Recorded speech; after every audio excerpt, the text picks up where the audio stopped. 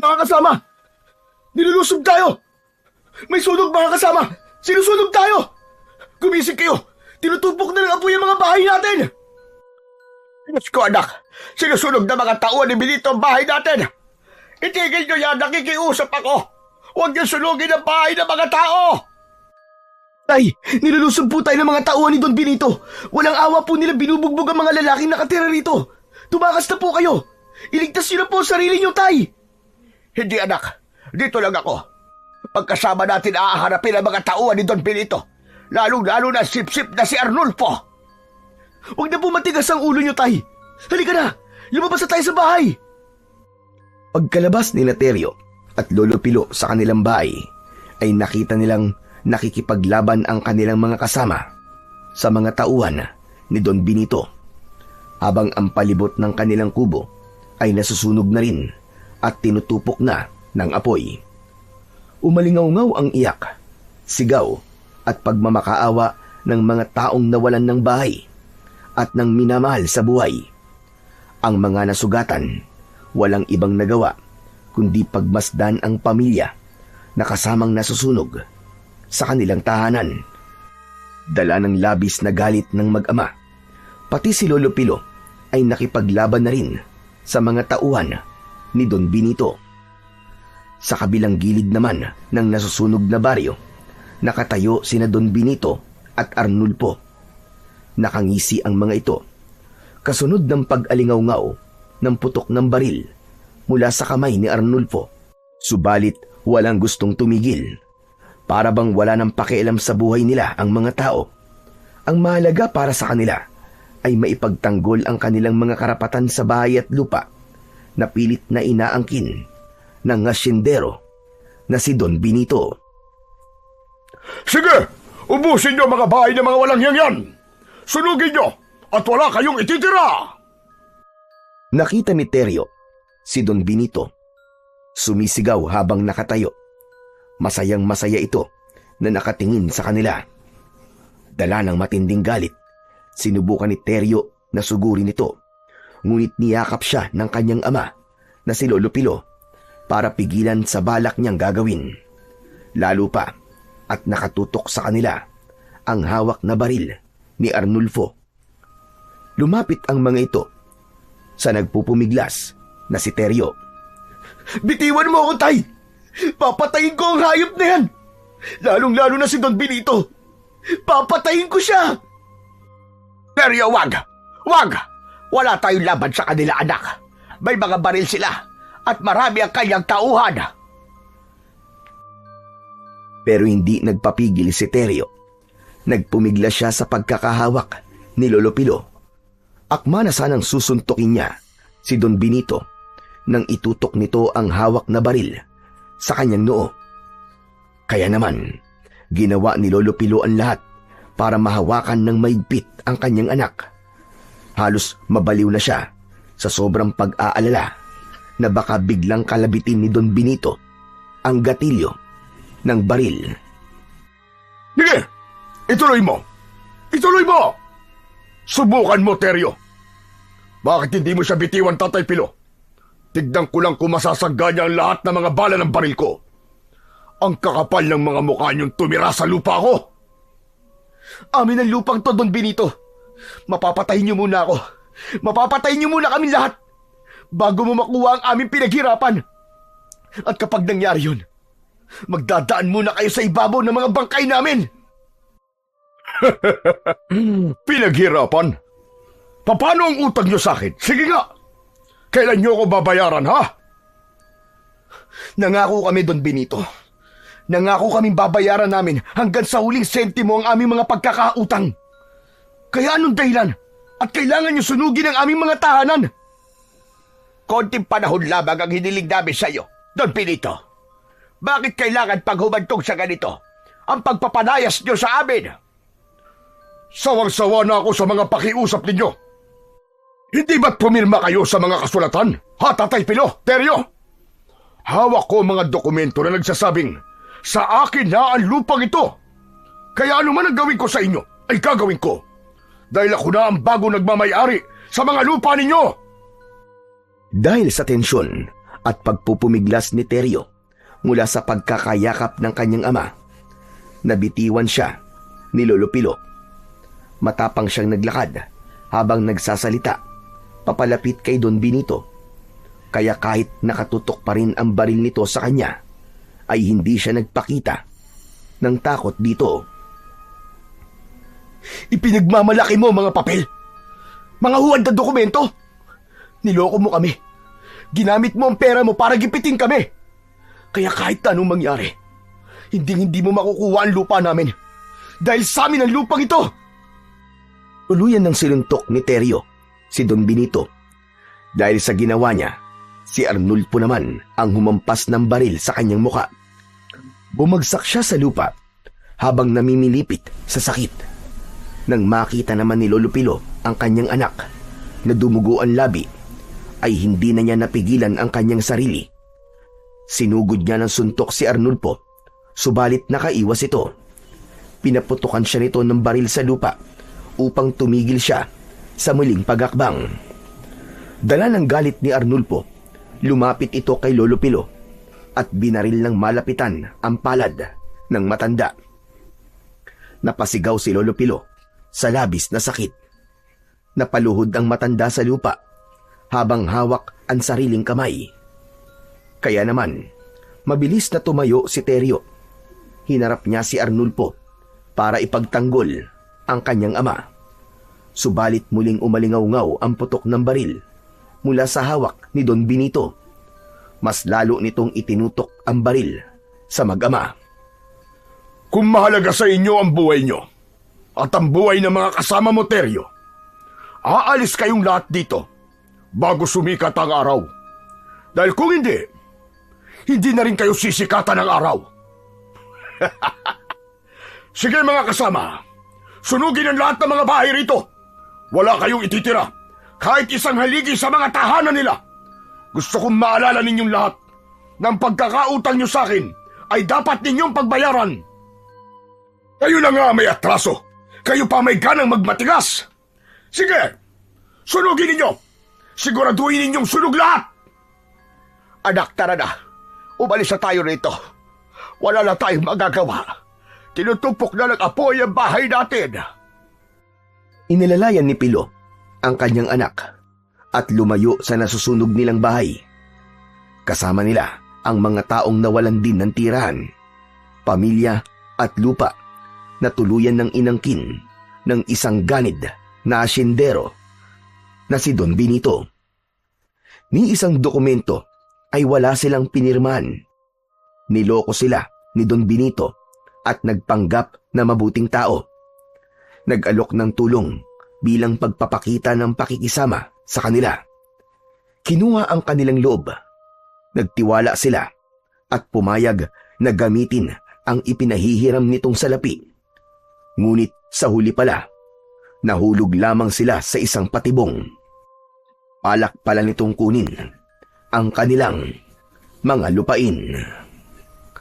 Pagkatapos ng eksenang yon, nilisan ng mga tauhan ni Don Benito ang baryo ng San Sebastian habang humahalakhak ng malakas. Wala na silang nagawa kundi ang umalis sa lugar na yon. Wala silang nadalang gamit kundi ang suot lamang nilang damit. Habang si Lolo Pilo tahimik na naglalakad, tinitiis ang sakit ng nabutas niyang kamay. Saka lang din naalala ni Teryo ang nangyari sa kamay ng kanyang ama. Tay, may sugat po kayo. Pasensya na po. Hindi ko po napigilan kanina si Arnulfo. Magbabayad talaga sa akin ang hayop na yon. Lalong-lalo na si Don Benito. Anak, wag mo kong alalahanin. Ayos lang ako. Ituloy lang natin ang paglalakad. Saka na lang natin ito gamutin pag dumating na tayo sa bago nating lilipatan. Saglit lang po, tay. Pupunit lang ako ng tela sa laylayan ng damit ko at itatali ko po sa kamay nyo para hindi kayo maubusan ng dugo. Agad na pumunit ng damit si Teryo at itinali yon sa sugat ng kanyang ama. Pagkatapos ay ipinagpatuloy na nila ang paglalakad. Hanggang sa humantong sila sa gitna ng kagubatan na kung saan ay napapalibutan sila ng mga nagtataasan na puno ng balete. Inilingan nila ang kanilang paningin sa paligid upang maghanap ng lugar na pagtatayuan ng kanilang bagong bahay. Mga kasama, pansamantalang dito muna tayo magpapahinga. Gagawa tayo ng mga bago nating tahanan. Pagkatapos, ang ibang mga kalalakihan ay hahanap ng makakain natin. Ang iba naman ay magpuputol ng kahoy para sa mga haligi. Ikaw naman, Tay, magpahinga muna kayo at magpapakuha muna ako ng gamot para sa inyo. Ayos naglaban ako, anak. Unahin mo muna ang pagpapatayo ng bahay para makapagpahinga tayo ng maayos. Kayong lahat, kapag natapos na tayo gumawa ng bahay, tulong-tulong naman tayo sa paggawa ng mga pana at mga palaso para hindi na maulit ang mga nangyari kanina. Ipagtatanggol na natin ang ating mga sarili. Kung ano man ang binabalak mo, anak, ang mabuti pa iwag mo nang ituloy. Kesa ang marami na naman ng buhay ang malagay sa panganib. Hindi, Tay. Hindi na po ako papapigil sa inyo. Matagal na akong nagtiis. Nakinig ako sa inyo. Pero ngayon, Tay, lalaban na po ako. Lalaban na kaming lahat. Mga kasama, dumating na tayo sa hangganan ng pagtitiis. Alam ko, kayong lahat ay namuhunan ng pagod, hirap at katatagan ng loob para iwanan ang inyong mga sariling tahanan sa San Sebastian. Ngayon, narito tayo sa isang lugar na hindi pa nararating ng kahit na sino. Dahil sa pang-aapi at paglapastangan sa atin ni Don Benito Alhar, pagyayamanin natin ang lugar na to, mga kasama, upang magsilbing kuta natin. Oo, tayo ay mahirap lang, ngunit tayo ay marami. At dahil dyan, magkakaisa tayo para bawiin ang ating mga lupain. Ipaglalaban natin ang ating mga karapatan. Sabay-sabay na sumang-ayon ang mga tao sa sinabi ni Teryo. Bawat isa ay punong-puno ng pag-asa na mababawi pa nila ang kanilang mga lupain. Pagkatapos ng pag-uusap nila, nagsimula na silang kumilos. Lahat ng pangkat ay kanya-kanya na ng pagganap ng mga nakatokang gawain para sa kanila. Si Teryo naman, isang plano ang nabuo sa kanyang isipan. Gaganti siya. Kukunin niya ang anak ni Don Benito at yun ang gagamitin niya na panlaban upang maibalik sa kanila ang kanilang mga lupain. Nagsama lang siya ng 2 lalaki na makakatulong niya sa pagdukot sa anak ni Don Benito kay Sandra. Hindi siya nagpaalam sa kanyang ama. Tahimik silang lumabas ng kagubatan at pinuntahan ang mansyon ni Don Benito. Pagdating nila roon, narinig nila ang masayang pagdiriwang ng mga tauhan nito habang naglalasing sa loob ng mansyon. Mula sa kinatatayuan ni Teryo, dinig na dinig niya ang pinag-uusapan ng mga ito habang nakasilip siya sa bintana. Samantala, sa loob naman ng mansyon ni Don Benito, nagkakasiyahan sila sa tagumpay na nakamit sa pagpapalayas nila sa mga tao sa baryo. Umalingaw-ngaw ang tunog ng mga bote ng alak mula sa mga tauhan niya. Pakiramdam niya, siya na ang hari sa buong baryo ng San Sebastian. Sige, uminom kayo. Kumain kayo. Ayan, maraming pulutan, huwag na kayong mahiya. Sige lang, kainin niyo lahat ng mga pagkain nakikita niyo sa ibabaw ng lamesa. Bumabahari ng alak. Magpapakasaya tayong lahat. Para sa inyo yan. Dahil sa wakas, sa akin na ang lupang yon. Mga kasama, masarap talagang lasapin ang tagumpay. Mabuti na lamang at natauhan ng mga walang niyang magsasakang yun, di ba? Kung nakipagmatigasan pa sila sa akin, marahil pinaglalamayan na sila ngayon. Kasunod ng pag-alingaw-ngaw ng malakas na tawanan ng mga tauhan ni Don Benito, sinabi ni Arnulfo na dapat raw magpasalamat pa ang mga magsasaka kay Don Benito dahil binigyan ito ng pagkakataon ang mga tao na mabuhay. Kung tutuusin daw, ay dapat rematado na raw ang lupa ng mga magsasaka. Kung hindi raw sa pagpapautang ni Don Benito sa mga ito. Maya-maya pa ay muling nagsalita si Don Benito. Bueno, masyado silang umasa at naniwala sa pamumuno ng mag-amang Teryo at Tatay Pilo. Pinagbibintangan nila ako na pineke ko raw ang kanilang mga titulo at kasulatan. Legal ang mga pinangahawakan ko ng mga dokumento. Wala silang ebidensya na magsasabi na peke ang mga dokumento ko. Malinaw ang kasulatan na nilagdaan nila na may tinanggap silang pera mula sa akin. Kahit pa makarating sa husgado, wala silang katibayan na inagaw ko ang kanilang mga lupain, hindi ba? Habang nagkakasiyahan sina Don Benito at ang mga tauhan nito, dinig na dinig naman ni Sandra mula sa loob ng kanyang kwarto ang mga pinag-uusapan ng mga ito. Kung ano ang ginawa ng kanyang asawa sa mga kaawa-awang magsasaka. Parang pinupukpok ng maso ang kanyang dibdib dahil sa labis na pag-aalala para kay Teryo, ang lalaking una niyang minahal. Ngunit wala siyang magawa. Isa siyang bilanggo sa mansyon ng malupit niyang asawa. Kabayaran siya sa pagkakautang ng kanyang mga magulang. Alam niya na hindi ang lupa ang dahilan kung bakit galit na galit ang kanyang asawa kay Teryo. Iyon ay dahil sa mortal na magkaaway ang dalawa sa puso ni Sandra. Maya-maya pa ay bigla niyang narinig ang malakas na iyak ng kanyang anak na si Ulap. Nang mga sandaling yun, si Teryo ay tahimik na umakyat sa balkonahe ng mansyon. Habang hawak ang espada, ay pumasok siya ng palihim sa loob ng kwarto ng anak nila Don Benito at Sandra. Sakto yun, nahawak lang ito ng katulong at walang ibang nagbabantay. Huwag ka sisigaw! Akin ang bata! Kundi, mapipilitan akong patayin ka! Dala ng takot ng kasambahay, ay hindi nito napigilan ang hindi mapasigaw. Sumabay pa ang iyak ng sanggol. Inagaw niya ng mabilis ang bata at tumakbo si Teryo sa balkonahe. Sinilip niya kung gaano kataas ang luluksuhin niya para makatakas. Samantala, nang dahil naman sa malakas na sigaw ng kasambahay, nabulabog ang mga nag-iinuman na mga tauhan ni Don Benito.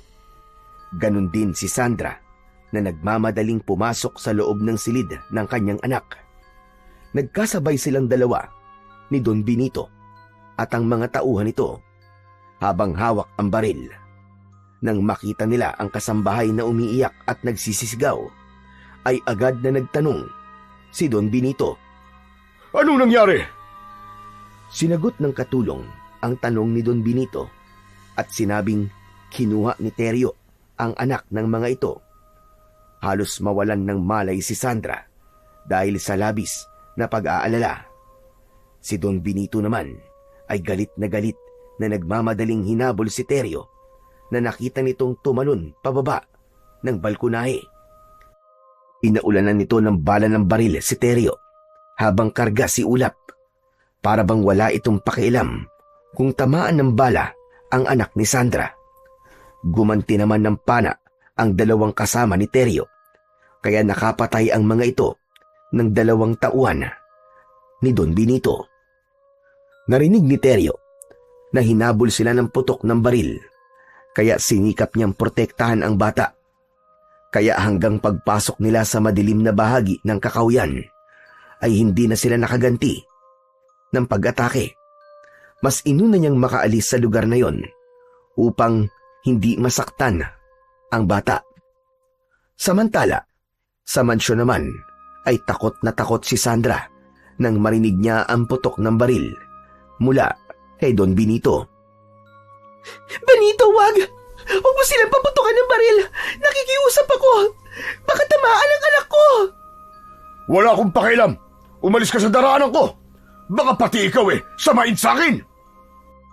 Akma na sanang aalis si Don Benito para habulin sina Teryo at ang mga kasama nito.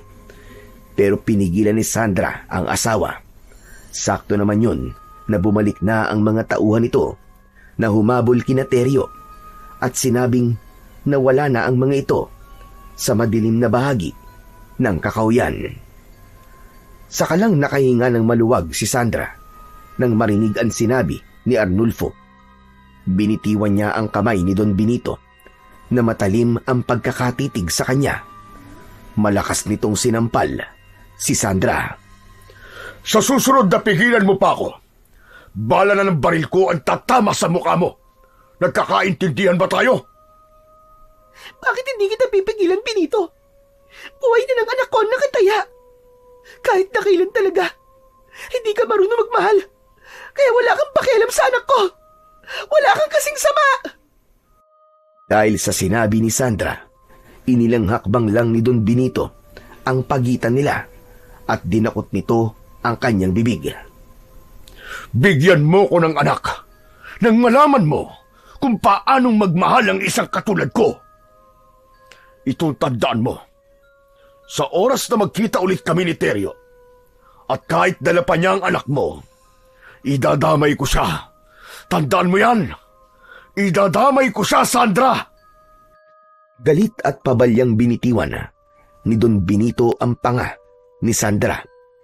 Saka umalis sa kanyang harapan. Nahawakan niya ang kanyang pisngi na nasaktan habang matalim ang tingin sa papalayong asawa. Samantala, mabilis naman ang takbo ni Teryo habang binabagtas nilang tatlo ang daan pabalik sa kanilang kuta. Habol ang hininga, nayakap niya ang anak ni Sandra. Pagkalipas ng ilang oras na pagtakbo, sa wakas ay narating nila ang kinaroroonan ng kanilang mga kasama. Nakita niyang nakaabang na ang kanyang ama na si Lolo Pilo. Nakakunot ang noo nito habang nakatingin sa bata. Teryo, bakit karga-karga mo ang anak ni Sandra? Talaga bang nasisira ang kanan ng ulo? Tay, pabayaan niyo na nga po ako sa diskarte ko. Huwag niyo po akong pakialaman. Kaya ba umalis ka nang hindi nagpapaalam para magawa mo ang gusto mo? Oh, ano ngayon ang balak mo sa batang yan, ha? Sumagot ka, Teryo. Ano ang balak mo sa kanya? Walang natanggap na tugon si Lolo Pilo mula sa kanyang anak. Sa halip ay ibinigay nito sa lalaki ang bata na umiiyak. Saka nagpakuha ng papel at ballpen sa isa sa mga kasama nilang lalaki. Nagsulat ito at hindi siya pinapansin. Teryo, tinatanong kita. Magsalita ka. Ano ang balak mo sa batang yan? Hindi na ba mahalaga sa'yo na anak yan ni Sandra? Wala na po akong pakialam, Tay. Matagal na pong tapos ang tungkol sa amin ni Sandra. Kaya huwag niyo na pong babanggitin ang pangalan niya sa harapan ko. Teryo, huwag mong gawin ito, anak. Baka mapahamak ang bata. Wala siyang kinalaman. Marami ang namatay sa mga kasama natin, Tay. Marami rin po namatay ng mga bata habang sinusunog nilang tahanan natin. Kung tutuusin, kulang pa ang buhay ng batang yan sa buhay ng mga nawala. Diyos ko, kilabutan ka nga sa mga sinasabi mo, anak. Walang kasalanan ng batang yan. Walang kinalaman ng batang yan sa kasalanan ng kanyang mga magulang. Hindi niyo na po mababago ang pasya ko, Tay. Ipapadala ko ang sulat sa mga alahar. Sisiguraduhin ko na makakarating ang sulat sa kanila. Papatayin ko talaga ang bata kapag hindi niya tayo pinagbigyan sa kahilingan ko sa kanila. Hindi naman sa pinangungunahan kita, Teryo. Bakit naman na walang malay na batang yan ay inadamay mo?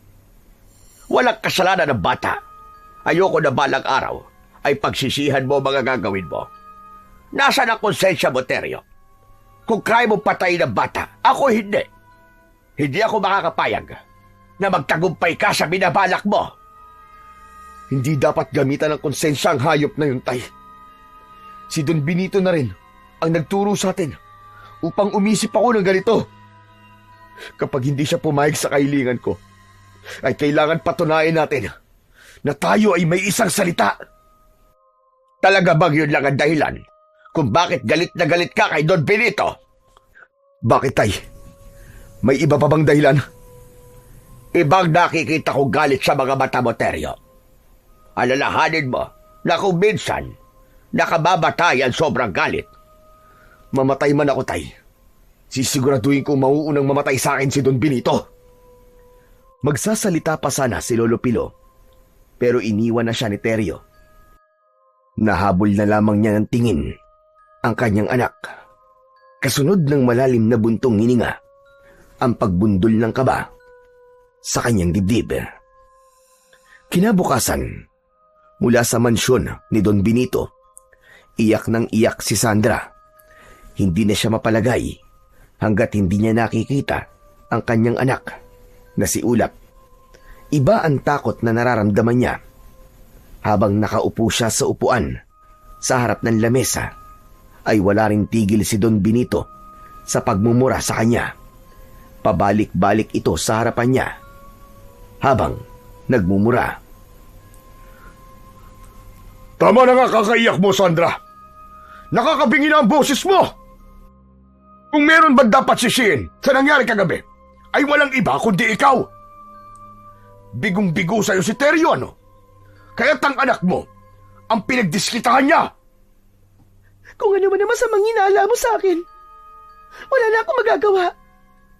Ang mahalaga lang sa akin ngayon ay ang aking anak.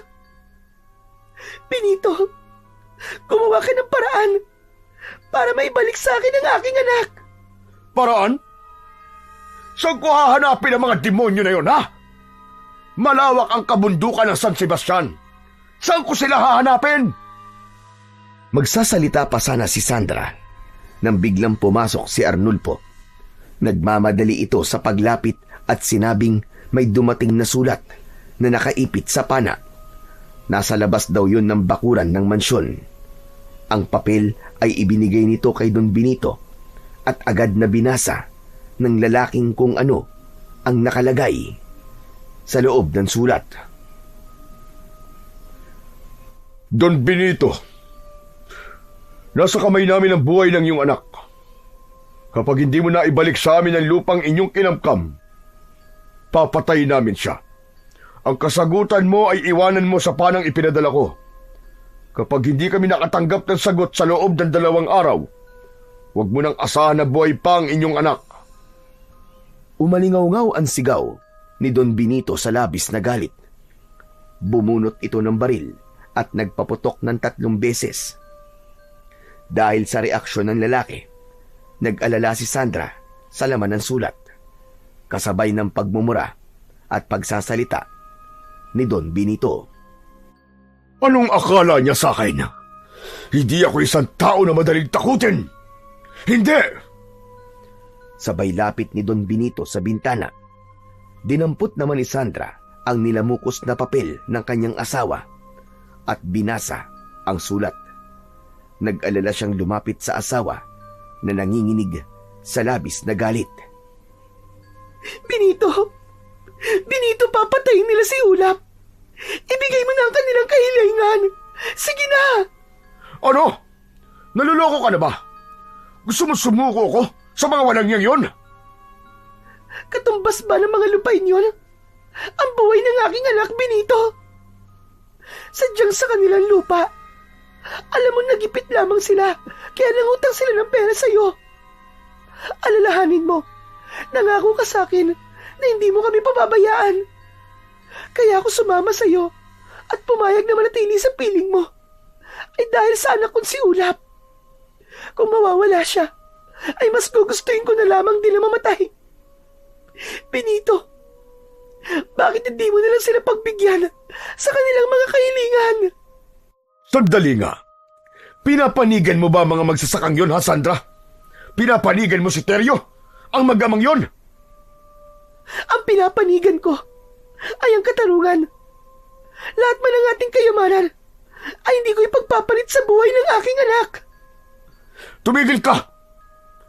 Makinig ka, Sandra. Gawin na nila ang lahat ng gusto nilang gawin sa iyong anak. Pero kahit kailan, hindi ako susuko sa kanila. Lalong-lalo na kay Teryo. Naiintindihan mo? at hindi ko ibibigay sa kanila ang kanilang mga hinihingi. Manigas sila! Sabay talikod at alis ni Don Benito sa harapan ni Sandra. Hindi na nahawakan ni Sandra ang kamay ng asawa dahil mabilis na itong nakaalis. Umagos na lamang ang masaganang luha sa kanyang mga mata at napakapit sa kanyang braso. Sinubukan pa rin niya na habulin ito hanggang sa labas ng kanilang bahay. Nagmamadali siya sa pagakbang dahil nakita niya itong sumakay sa sasakyan. Benito! Benito, saan ka pupunta? Nakikiusap ako. Huwag mong idadamay ang anak ko! Uluyan ang nabingi sa katahimikan ng paligid si Sandra. Nang umandar papalayo ang sasakyan, nanginginig ang kanyang katawan at nangihina ang tuhod na napaluhod siya sa lupa. Diyos ko! Huwag niyo pong hayaan na merong mangyaring masama sa anak ko. Kailangan ko siyang mahanap. Kailangan ko makausap si Teryo bago pa mahuli ang lahat. Magulo ang isip na umalis si Sandra sa mansyon. Sinamantala niya ang pagkakataon na wala ang kanyang asawa.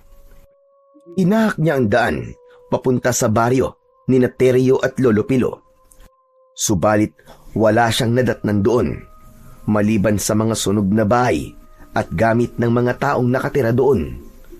Mas lalong bumundol ang kaba sa kanyang dibdib nang makitang wala na roon sina Teryo at Lolo Pilo. Tumungo siya at sinundan ang mga bakas ng paa papasok sa loob ng kagubatan. Wala na siyang pakialam kahit saan pa siya makarating. Ang mahalaga, maabutan niyang buhay ang kanyang anak na si Ulap. Umagos ang masaganang luha sa kanyang mga mata habang tinatahak ang daan. Inabot siya ng halos 1 oras sa pagsunod sa bakas ng mga paa na nagsilikas na mga tao hanggang sa makarating siya sa gitna ng kakawyan. May mga kubo na bagong tayo na nakita niya mula sa hindi kalayuan. Si Lolo Pilo ang unang nakakita sa kanya, kasama ang ilang kalalakian na may hawak na mga pana at itinutok yun sa kanya. Nilapitan siya ni Lolo Pilo. Sandra, ano ginagawa mo rito? At sino kasama mo? Ako lang po nagpunta rito. Tatay Pilo, si Teryo gusto ko siya makausap. Nasaan siya? Pakiusap, dalhin mo ako sa kanya. Sige na po, parang awa niyo na. Nasaan ang anak ko? Parang awa mo na, Tatay Pilo. Dalhin mo ako sa kanya. Kitang-kita ni Lolo Pilo ang takot sa mga mata ni Sandra. Bigla siyang nakaramdam ng awa para rito, kaya't wala na siyang nagawa kundi ang dalhin nito sa kinaroroonan ng anak niyang si Teryo. Samantala, habang tumutulong si Teryo sa pag-aayos ng dingding ng kanyang bahay, ay narinig niya ang mga yabag papalapit sa kanyang kinaroroonan. Kasunod ng boses ni Lolo Pilo. Teryo, si Sandra, nandito siya. Ha? Teka. Paano niyang natunto ng lugar na to? May kasama ba siya, Tay? Wala, anak. Halatang mag-isa lang siya nagpunta rito. Tingin ko, naglakad lang siya dahil sa marumi ang laylayan ng kanyang damit. Mula sa kinatatayuan ni Sandra, ay dinig niya ang malamig na boses ni Teryo na parabang hindi ito masaya sa pagpunta niya sa kuta nito. Parang may kung anong kutsilyo ang tumusok sa kanyang dibdib sa pagbabagong yun ng lalaking dati niyang minahal. Nakita niyang lumapit ito sa kanya habang seryoso ang muka. Hinawakan siya ni Teryo sa kanyang balikat habang punong-puno ng pag-aalala ang mga mata. O Sandra, bakit ka pa nagpunta rito? Teryo, nasaan ang anak ko? Nasaan siya? Walang mangyayari sa kanya, Sandra, kung ibibigay ng asawa mo ang mga lupain namin. Isang pagtitimpi na lamang ang pumipigil at natitira sa akin. At kapag yun ay naubos pa, Hindi ko na kayang mangako sa'yo kung ano ang mangyayari sa iyong anak. Tinalikuran ni Teryo si Sandra dahil hindi niya kayang makitang nahihirapan ito. Subalit buo na ang pasya niya na idadamay niya ang bata sa oras na walang mangyari sa kahilingan nila. Naramdaman niya ang kamay ni Sandra sa kanyang braso. Malamig ang palad nito at nanginginig. Yumakap ito sa kanyang bewang. Subalit inalis niya ang mga kamay nito. Saka muling kinausap. Wala ka nang magagawa sa plano ko, Sandra. Hindi mo na mababago kung ano ang napagdesisyonan ko. Papatayin ko ang anak niyo ni Don Benito. Huwag, Teryo! Maawa ka sa kanya! Kapag ginawa mo yan, ikaw na rin ang papatay sa sarili mong anak! Paniwala ka! Si Ulap ay tunay mong anak. Dadalawang buwan ako nun na nagdadalag tao nang tayo'y magkaiwalay. Anak mo siya, Teryo. Anak mo siya. Simula na mapangasawa ko si Benito, kahit na kailan, ay hindi ka nawala sa puso ko. Lalong-lalo na nang makita ko ang mukha ni Ulap. Sapat na sigurong patunay ng gabing itinakas mo siya. Hindi ba't pinaula ng kanya ng bala kahit karga mo si Ulap? Teryo, hindi siya ang tunay na ama ng anak ko, kundi ikaw. Parang binungusan ng malamig na tubig si Teryo nang marinig ang sinabi ni Sandra. Wala siyang kaalam-alam na anak niya si Ulap. Sinundan pa yon ng paliwanag ni Lolo Pilo na hindi na rin nakatiis sa nakikitang pagtitiis at paghihirap ni Sandra. Teryo anak, totoo ang sinabi ni Sandra. Alam ko na anak mo si Ulap. At totoo ko siyang apo. Kaya nga ganun na lamang ang pagpapatigil ko sa iyo. Nasaktan mo si Ulap. Dahil siya talaga ay iyong anak. Sariling dugot laman mo. Ipinagtapat sa akin ni Sandra na sa iyo ang ipinagbubuntis niya. Napilitan lang siya na sumama kay Benito dahil sa pagkakautang ng kanyang mga magulang. Tinakot lamang si Sandra ni Benito. Bakit ninyo na sinabi? Bakit hindi mo sinabi, Sandra, na napilitan ka lang noon na sumama kay Benito? Para ano pa? Para yung pandirian. Pero ngayon, pwede pa nating ibalik ang dati. Sasama ako sa'yo at iiwan ko si Benito. Kaya wag mo nang ituloy ang binabalak mo. Sandra, kinalimutan ko na ang lahat ng mga namagitan sa atin. Ang mahalaga para sa akin ngayon ay ang kapakanan ng aking mga kasamahan. 24 na oras na lang ang natitirang palugit ko kay Don Benito. Kapag hindi niya ibinalik sa amin ang lupa, pasensyahan tayo. Papatayin mo ang sarili mong anak? Ha? Papatayin mo? Bakit hindi na lamang ako ang patayin mo? Kung talagang gusto mo magiganti sa kasamaan ng asawa ko, bakit hindi na lamang ako, Teryo? Huwag na lang si Ulap. Bigyan mo siya ng karapatang mabuhay. Buong puso ko siyang ipinagkakaloob sa'yo, sapagkat ikaw naman ang tunay niyang ama. Teryo, wag. Huwag mo siyang papatayin. Anak mo siya, Teryo. Anak mo siya. Tay, ilayo niyo na po sa akin si Sandra. Ayoko na siyang makausap. Huwag, Teryo. Huwag mo gawin sa akin to. Sasama ako sa'yo. Nakikiusap ako. Kung papatayin mo ang anak ko, isama mo na lang ako. Gamitin mo akong pananggalang kay Benito para ibalik niya sa inyo ang inyong mga lupa. Sige na po, Tay. Paalisin niyo na po ang babaeng yan sa harap ko. Ayoko na siyang makita. Mahal kita, Teryo. At kahit na anong mangyari, hindi ako aalis na sa poder mo. Kung mamamatay ka, kasama ng anak ko, ang mabuti pa, mamatay na rin ako. Wala na ngang nagawa pa si Teryo nang tumakbong papalapit sa kanya si Sandra at mahigpit na yumakap sa kanya. Kahit na anong gawin niyang pagtanggal sa mga kamay nito, ay mas lalo lamang yon na humihigpit. Ang mabuti pa, Teryo. Pag-usapan ninyong mabuti ang tungkol sa inyong dalawa. Isa pa, nag-aalala na ako. Kung madali lamang tayong nahanap ni Sandra, natitiyak ko na madali rin tayong matutunton ni Benito. Teryo, sasama ako sa'yo. Hindi na ako babalik sa mansyon, pakiusap.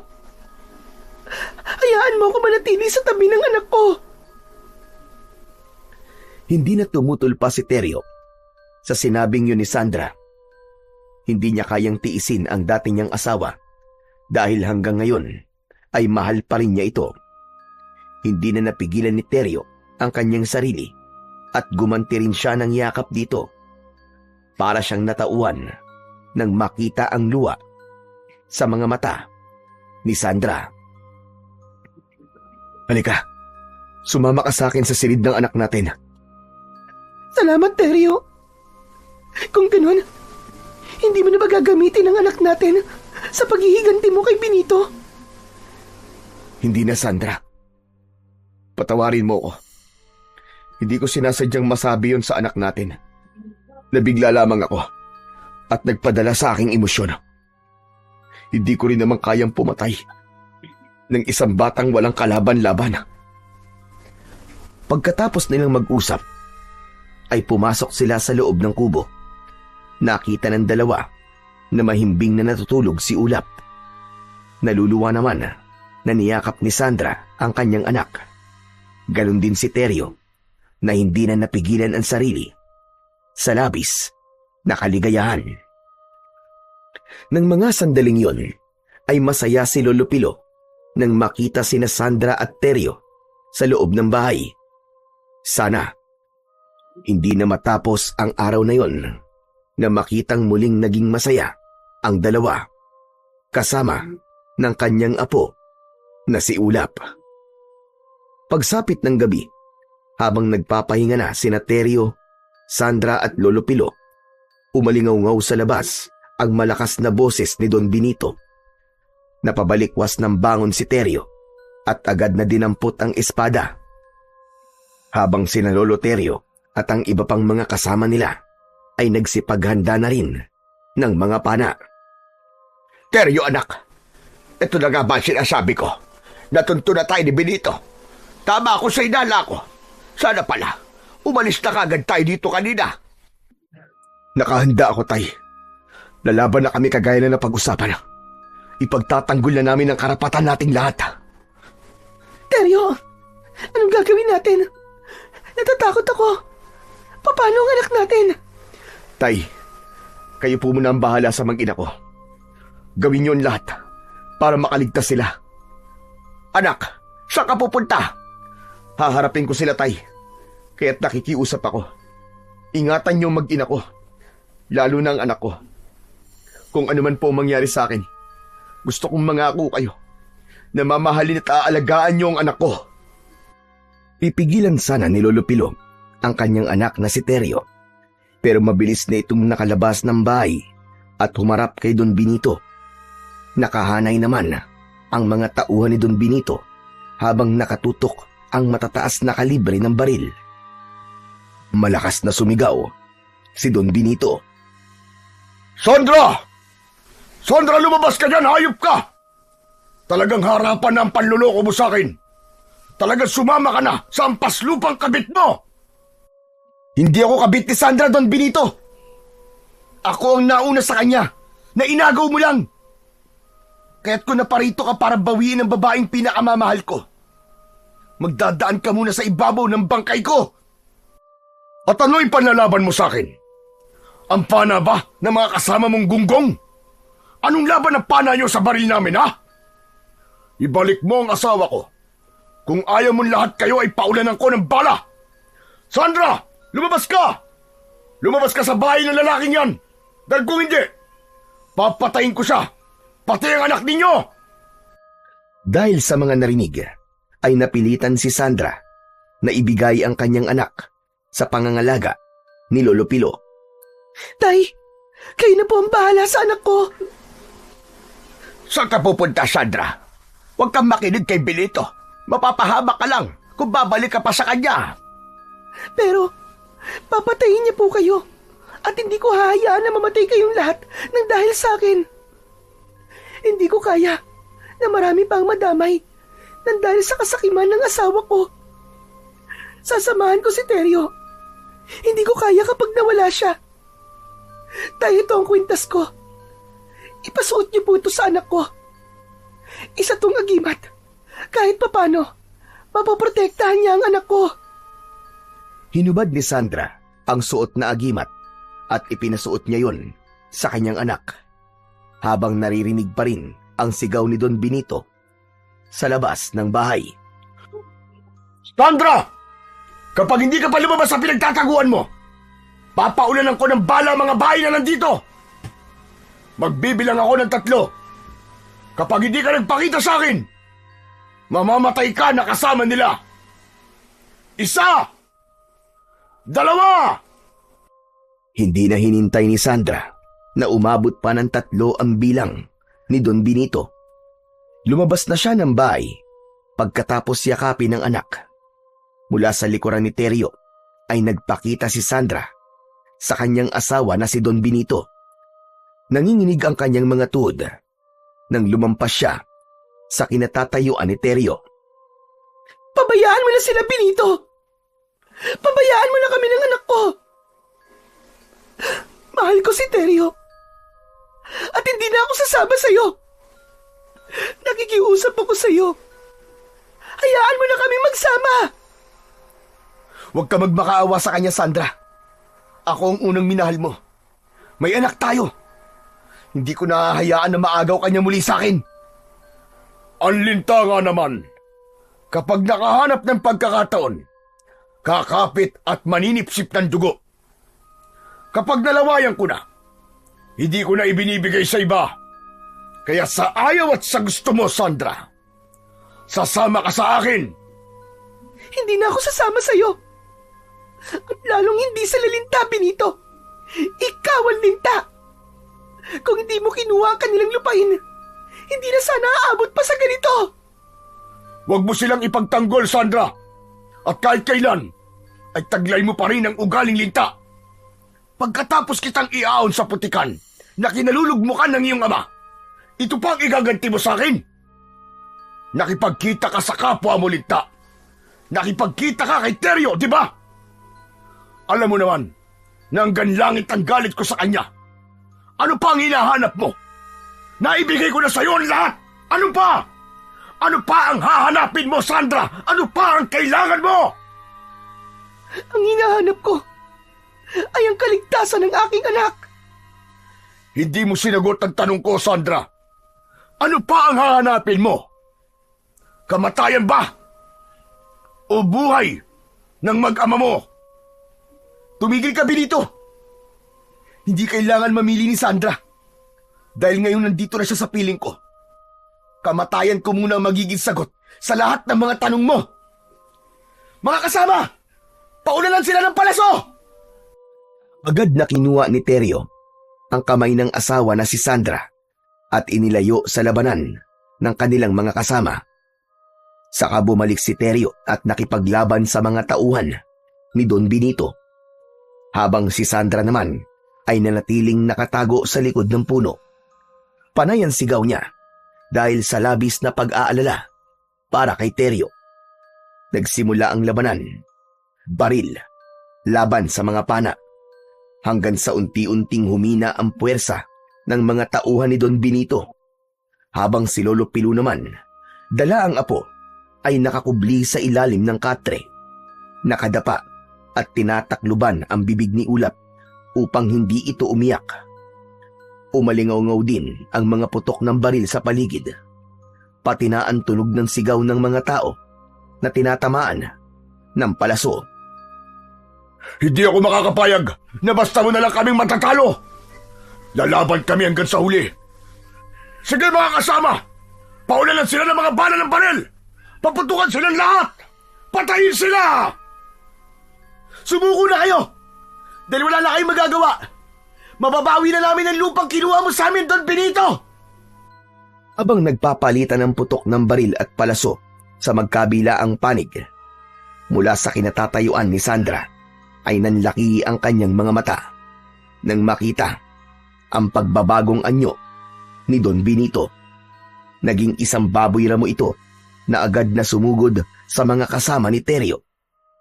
Maging si Teryo ay hindi inaasahan na ang kanilang kaharap ay mga aswang pala na matagal nang pumapatay noon sa mga kapwa nila magsasaka. Parang impyerno ang eksenang yun. Nang makita niya ang pagpunit sa katawan ng mga tao gamit ang mahaba nitong mga kuko, ni hindi na nagamit ang pana dahil mas inuna ng mga ito na tumakas. Ngunit hindi lang si Don Benito ang naging aswang ng mga sandaling yun, kundi pati na rin ang mga tauhan nito. Ang putok ng baril ay napalitan ng sigaw ng mga tao habang humihingi ng tulong kay Teryo. Mga kasama! Magsiatras kayo! Mga aswang ang kalaban natin! Tumakas na kayo! Mga aswang sila! Atras, mga kasama! Hinanap ng paningin ni Teryo si Sandra at nang magtama ang kanilang paningin ay sumigaw si Teryo. Sandra! Tumakas ka na! Iligtas mo ang anak natin! Magpakalayo-layo na kayo! Bilisan mo! Hindi na natapos ni Teryo ang iba pa niyang sasabihin nang lumundag sa kanyang harapan ang aswang na si Don Benito. Nakangisi itong tumutulo pa ang malapot nitong laway na may bahid pa ng dugo mula sa kinain nito. Mapulang-mapula ang mga mata na nakalabas ang malalagari nitong mga pangil. Sinabi ko naman sa'yo, Teryo, hindi mo kami matatalo. Kung hindi rin naman mapupunta sa akin si Sandra, pareho ko kayong papantayin, kasama ang anak ninyo. Hindi ako makakapayag na saktan mo, mag-ina ko. Ikaw lang at ako ang maglalaban. Matirang matibay! Katapusan mo na! Tumugod si Teryo. Hawak ang espada. Papalapit sa nakabaluktot na halimaw na si Don Benito. Naiwasan nito ang unang pag-atake ni Teryo. Subalit gumanti ito sa pamamagitan ng pagkalmot sa kanyang dibdib. Naramdaman niya ang sakit mula sa kanyang sugat, ngunit hindi siya natinag. Muli siyang umatake ng taga kay Don Benito, habang ang maririnig sa paligid ay ang tunog ng nagkikiskisan na kuko at espada. Sa muling pagtaga ni Teryo ng espada sa aswang, nasalag na yon ni Don Benito at ubod lakas nitong isinaksak ang kuko sa tiyan ni Teryo. Sabay hila, kasama ang laman loob ni Teryo.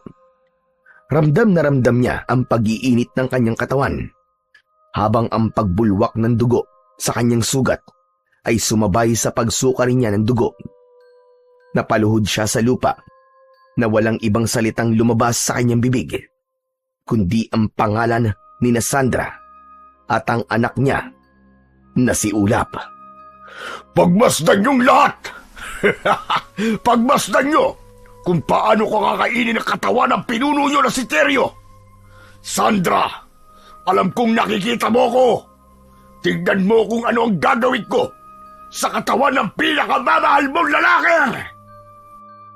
Mula sa pinagtataguan ni Lolo Pilo, kitang-kita niya ang nangyari sa kanyang anak, kung paanong nilantakan ng aswang na bangkilan ang katawan ni Teryo. Luray-luray na sinibasig ni Don Benito ang laman at dugo ng kaawa-awa niyang anak. Nagtama ang kanilang paningin ni Sandra na halos mabaliw sa nakitang pagpatay sa dating mahal na si Teryo. Sinenyasan siya nito na kahit na anong mangyari ay wag na wag itong magpapakita kay Don Benito. Nang matapos si Don Benito sa pagpatay kay Teryo, ay ipinahanap nito si Sandra sa mga tauhan nito habang naiwan itong nakatayo sa paanan ni Teryo. Matagal ako nagtiis na wag tumikim ng karne ng tao. Pero ngayon na nalasahan ko na naman ang sarap ng karne nyo. Hindi na ako magtitiis pa.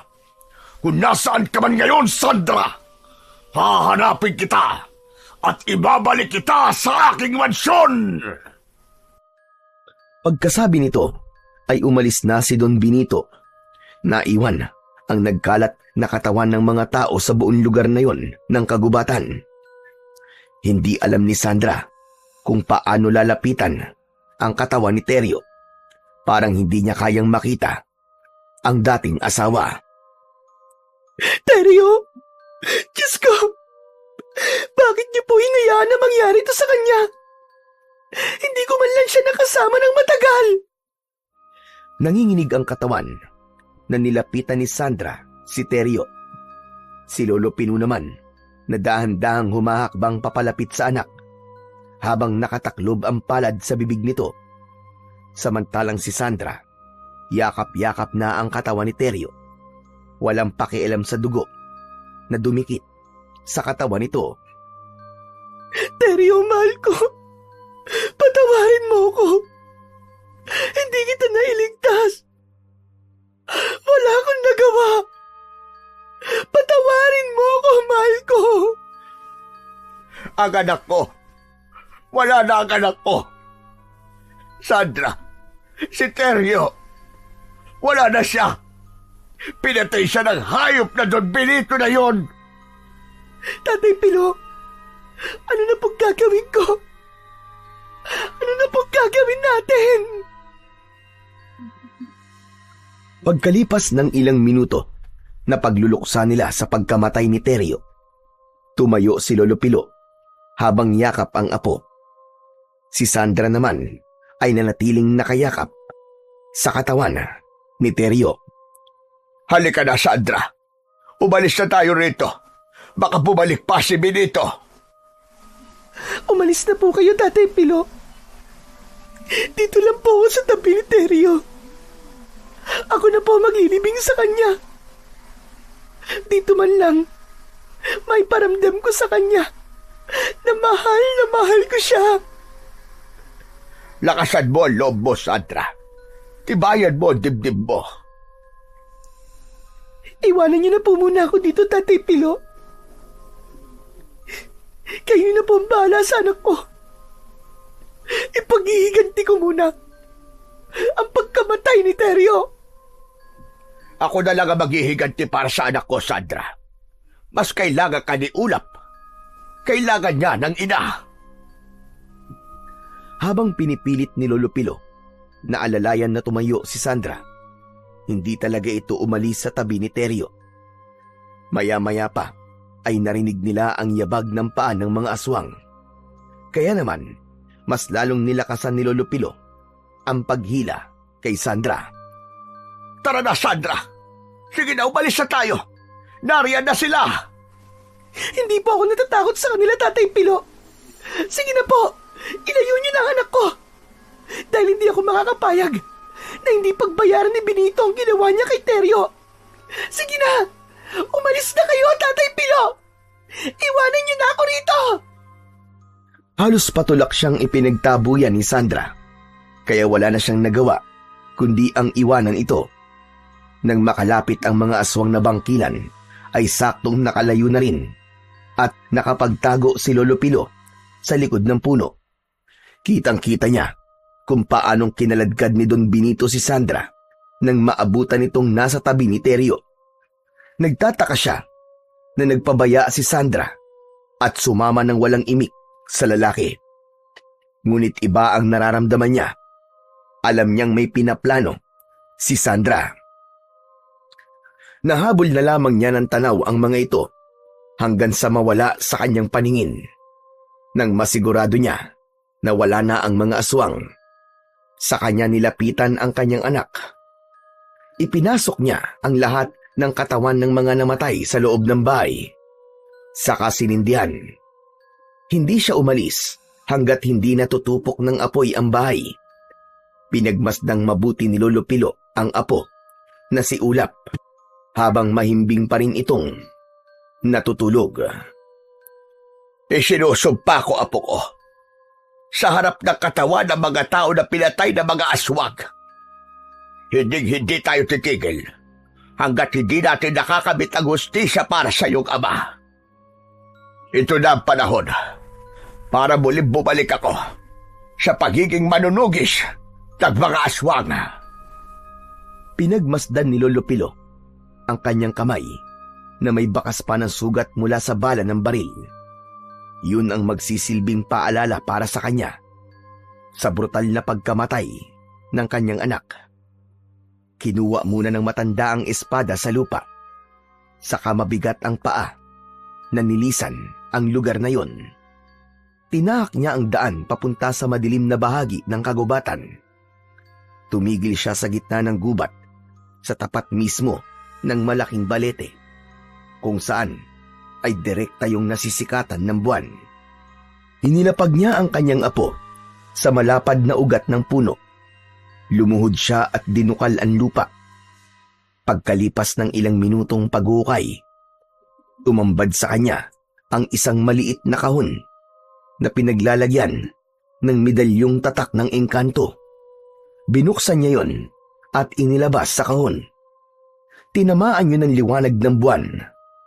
Itinapat niya sa kanyang noo bilang bahagi ng kanyang pagriritwal na magbibigay bisa sa kanyang kapangyarihan.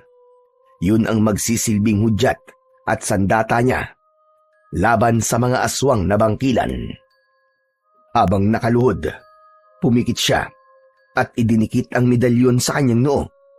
Ipinatong niya ang kanyang kanang kamay sa tiyan ng bata. Saka malakas na nagsalita. Aking medalyon na nakatago sa mahabang panahon. Narito ako upang bawiin ang pamamaalam sa inyo. Pakinggan mo ang kahilingan ko. Pakinggan ng hangin ang hinaing ko.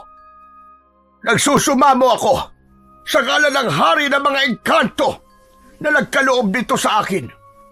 Ibalik niyo ang bisa ng aking medalyon kasama ng agimat ng aking apo na nakahiga sa ugat ng punong ito na sa ninyong tahanan.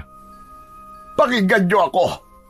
Iparamdam niyo sa akin ang lakas ng bisa na medalyon ko bilang may-ari ng kanyang kapangyarihan. Dumagundong ang kulog at kidlat sa kalangitan. Kumalat ang liwanag na direkta ng tumama sa medalyon. Lumitaw ang mga sagisag na para bang bumalik sa loob ng medalyon. Nanginig ang kamay ni Lolo Pilo at mula sa dibdib ng kanyang apo ay lumiwanag ang suot nitong agimat.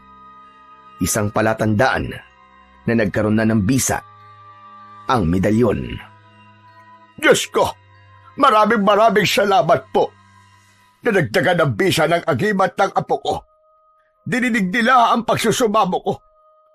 Ang ibig sabihin nito, may gabay na kami ng engkantong nagbabantay sa kagubatan. Maraming salamat sa tiwala.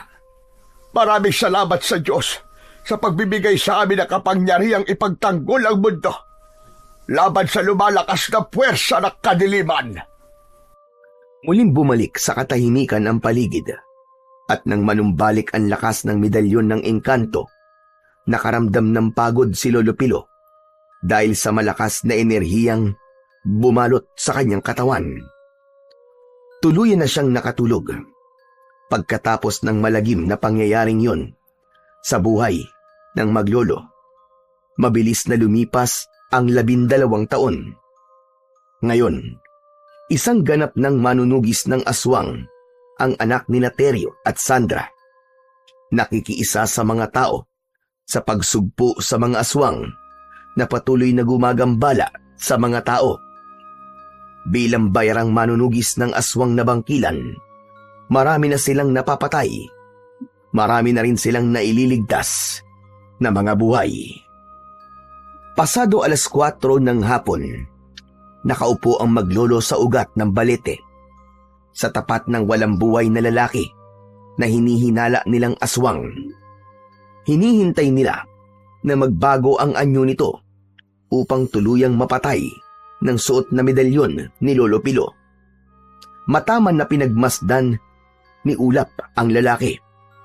Alam na niya ang masaklap na kwento sa likod ng pagiging manunugis nila ng bangkilan at kung bakit gano'n na lamang ang galit ni Lolo Pilo sa mga kampon. ng kadiliman. Lolo Pilo, gusto ko pong hanapin si nanay. Gusto ko pong makuha siya sa kamay ni Don Benito. Apo, hindi pa sapat ang iyong husay sa paggamit ng espada at sa pagharap sa pinuno ng bangkilan. Pero, para saan pa tong agimat ko kung hindi ko naman po ito magagamit sa aswang na pumatay sa tatay ko? Magmula ng malaman mo ang nangyari sa iyong ama, nagkakaganyan ka na. Nasisira na ang diskarte mo sa pakikipaglaban, Apo. Kailangan mo pang magsanay ng gusto bago natin harapin si Benito. Pero sa ngayon, kailangan mo na nating ubusin ang kanyang mga alagad upang mabawasan ang kanyang puwersa. Paano po? Kung sa mahabang panahon na pananahimik natin, patay na pala si nanay, Lolo Pilo. Hindi yun mangyayari. Kilala ko si Benito. Mahal na mahal niya si Sandra. Kaya sana naman pakinggan mo mga sinasabi ko sa'yo. Kailangan pa natin ng konting panahon pa, Ulap, para malabanan siya ng harapan. Galit na tumayo si Ulap. Nilapitan niya ang nakahigang lalaki. Buong lakas niyang itinarak ang espada sa dibdib nito, saka pinaikot-ikot ang talim. Sabay gilit sa leeg nito at sa isang iglap, umusok ang katawan nito. Hindi na po ako maghihintay ng ilang panahon pa, Lolo Pilo. Kung hindi ngayon, bukas, haharapin ko na sila. Iniwan ni Ulap si Lolo Pilo at hindi niya hinintay na magsalita pa ito.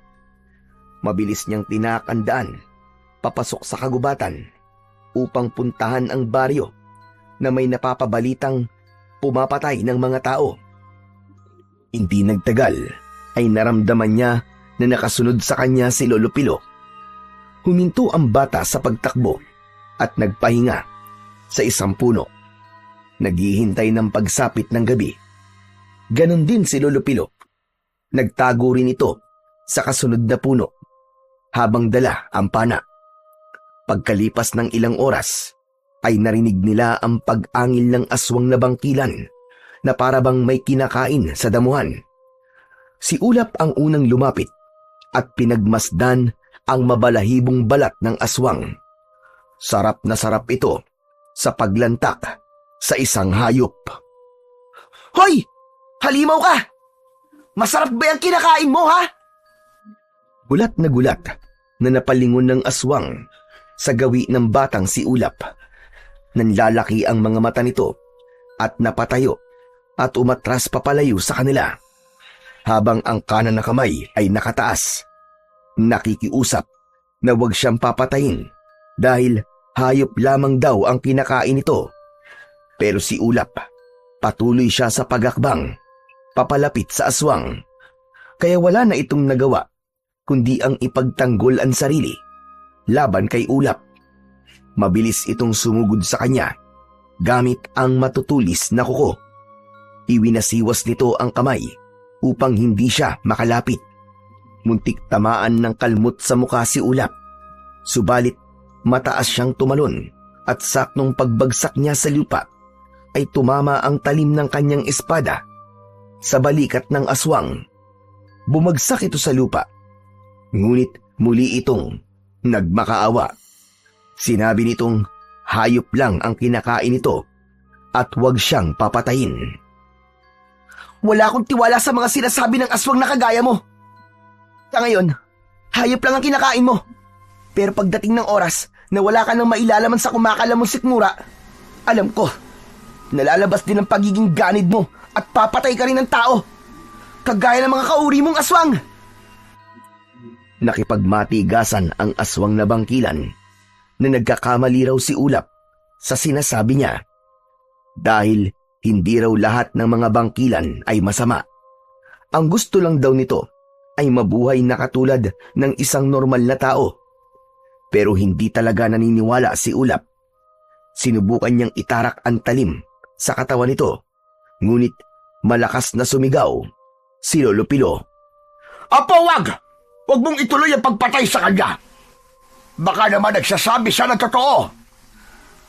Lolo Pilo, kayo po nagturo sa akin na huwag maniniwala sa mga salita ng isang aswang, di ba? Kaya nga po namatay si tatay. Dahil naniwala siya sa kabutihang ipinakita ni Don Benito. Kaya bakit ngayon, pinipigilan niyo po ako? Ang dapat po sa kanila ay mamatay. Ulap, ibaba mo ang espada mo. Sa tingin ko ay nagsasabi siya ng totoo. Hindi siya masamang nilalang. Sige na, kahit ngayon lang, apo. Muli tayong maniwala sa sinasabi ng isang aswang. Pagkatapos na marinig ni Ulap ang sinabing yon ni Lolo Pilo, ibinaba niya ang kanyang espada. Subalit, hindi pa man nagtatagal, ay bigla na lamang siyang sinunggaban ng aswang na bangkilan. Kinalmot kagad siya nito sa kanyang likod. Ramdam na ramdam niya ang sakit. Napasigaw siya ng malakas at ang palaso ni Lolo Pilo ang unang tumama sa noo ng aswang. Kasunod ng pag-ikot ni Ulap at pagtaga sa leeg nito, tumalsik ang ulo ng aswang. Bumagsak ang katawan nito sa lupa habang bumubulwak ang dugo. Napaluhod si Ulap. Nakatukod ang talim ng kanyang espada. Apo, may sugat ka. Akma na sanang aalalayan ni Lolo Pilo ang kanyang apo nang iwinaksi ni Ulap ang kamay nito. Hindi niya na itago ang sama ng loob para sa matanda. Nakita niyo na? Nakita niyo po kung paano niya ako inatake dahil binigyan natin siya ng pagkakataon. Kahit kailan, ang aswang ay aswang, Lolo Pilo. Pagkatapos na nangyaring to, wala na akong paniniwalaan sa mga sasabihin nila. Lahat ng kampo ng kadiliman, ang dapat sa kanila ay mamatay. Naramdaman ni Ulap ang pagbalot ng enerhiya sa kanyang katawan at sa isang iglap ay naghilom ang kanyang sugat sa likod. Tumayo siya nang bumalik ang kanyang lakas. Pinagmasdan niya ang katawan ng aswang na bangkilan. Unti-unti itong nasunog nang itapat ng matanda ang medalyon sa katawan nito hanggang sa maging abo at sumama ang mga yon sa hangin. Patawarin mo ko, apo. Muntik ka tuloy mapahamak na dahil sa akin. Pasensya ka na talaga. Hindi pala talaga dapat maniwala sa sinasabi ng isang aswang. Hindi nakatanggap ng tugon si Lolo Pilo mula kay Ulap na naglakad na paalis sa lugar na yon. Tinaak nila ang daan papunta sa kabilang baryo. Tutugisin nila ang mga aswang na pumapatay ng mga magsasaka. Kahit alam niyang nakasunod sa kanya ang kanyang Lolo Pilo, hindi niya ito kinakausap ni hindi tinitignan. Ipinaramdam niya rito na masama talaga ang loob niya sa nangyari kanina. Pagkalipas ng ilang oras na paglalakad, narating na nila ang baryo ng Hagunon. Tahimik ang paligid, kaya rinig na rinig ang pagsigaw ng isang lalaki mula sa likod ng sirang bahay. Nagmamakaawa ang lalaki na wag itong papatayin dahil kailangan pa raw nitong sumundo ng hilot para sa asawa nito na malapit ng manganak. Dahan-dahan nilang nilapitan ang pinagmumulan ng ingay. Pagsapit nila sa likod ng bahay, tumambad sa kanilang paningin ang isang aswang na bangkilan na parabang aninong nakatayo sa harap ng lalaking nakaupo sa lupa. Uminit ang suot na agimat ng batang si Ulap, kaya natitiyak niya na aswang nga ang nakikita niya. Walang puwang ang awa para sa'yo. Magpaparami lang kayo ng mga lahi. Wala kayong karapatan na magkaroon ng pamilya. Kasunod ng pagdapa ng aswang, nilantakan nito ang katawan ng lalaki. Nagkikisay ang katawan nito habang nagliliparan sa ere ang mga napunit na damit ng biktima. Sinubukan naman ni Lolo Pilo na patamaan ng palaso ang nilalang na pumatay sa lalaki. Ngunit nanlaki ang kanilang mga mata nang masalo ng kamay nito ang palaso. Umangil ito ng malakas, saka napatingin sa gawi ni Ulap. Napaatras ito at tumakbo papalayo. Hinabol ng maglolo ang aswang na bangkilan, ngunit masyadong mabilis ang nilalang. Nakita rin nila ang pagbabago sa anyo nito. Naging isang malaking ibon ito at lumipad sa impapawid, papalayo sa kanila. Sa lahat ng mga aswang na bangkilan, siya lamang ang nakatakas sa atin, Apo. Masyado siyang mabilis. Malakas at kakaiba ang husay sa pagsalo ng palaso.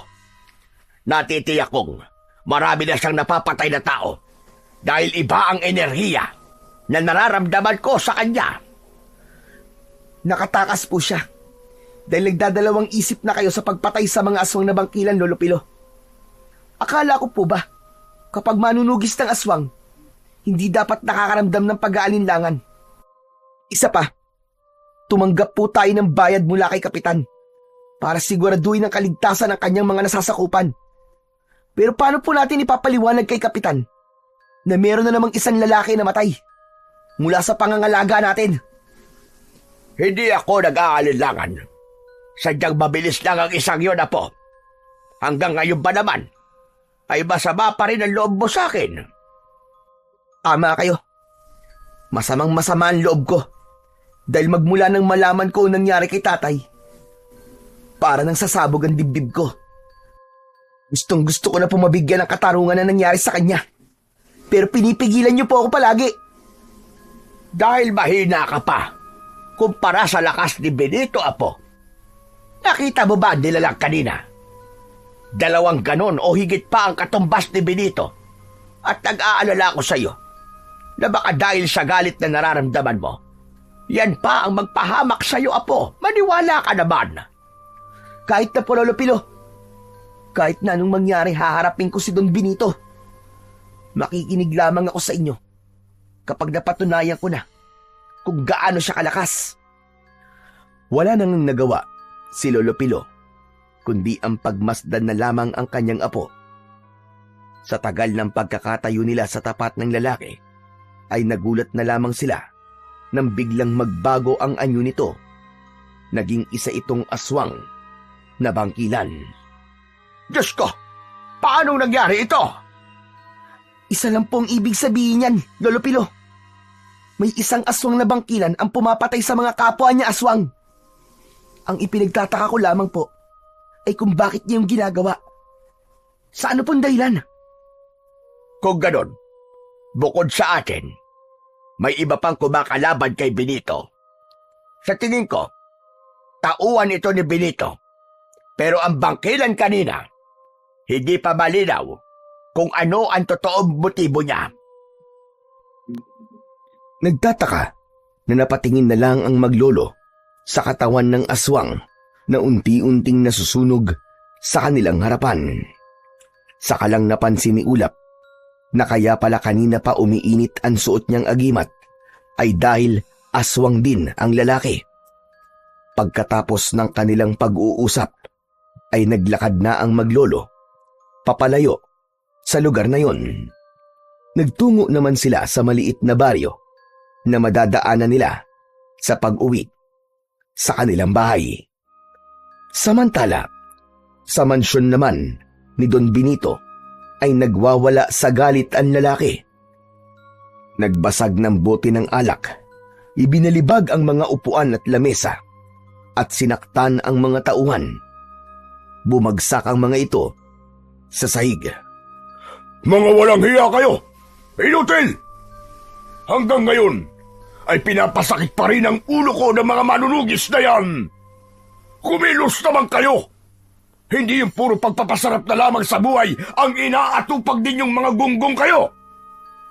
Binibigyan ko kayo ng pagkakataon na mahanap ang mga lintik na mga manunugis na yan! Kung kinakailangan na pumatay kayo na maraming tao ay gawin ninyo!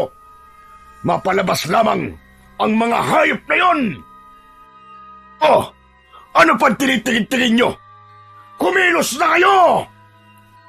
Agad na umalis ang mga tauhan ni Don Benito at kagaya ng inaasahan, nilusob ng mga alagad nito ang kalapit na baryo. Sakto naman yun, napapadaan sa lugar na yon sina Lolo Pilo at Ulap. Kaya mula sa kinatatayuan ni na Lolo Pilo at Ulap ay natanaw nila ang malaking ibon na bumaba sa baryo na nasa unahan ng kanilang daanan. Sa isang iglap ay nagsababoy ramo ang mga ito. Walang kaawa-awang pinasok ng mga aswang ang kubo ng mga nakatira doon. Napuno ng sigaw ng mga tao at pag-angil ng mga aswang ang buong paligid. Agad na tumakbo si Ulap sa kinaroroonan ng mga tao at bawat lapitan niya ay sinasaksak niya ng espada sa leeg ang mga halimaw. Si Lolo Pilo naman ay panayang pagpapakawala ng palaso sa ere. Asintado ang matanda, kaya lahat ng palaso nito ay sa pagitan ng mga mata ng aswang tumatama. Pasadsad na bumabagsak sa lupa ang mga aswang na bangkilan habang umaangil dahil sa labis na sakit.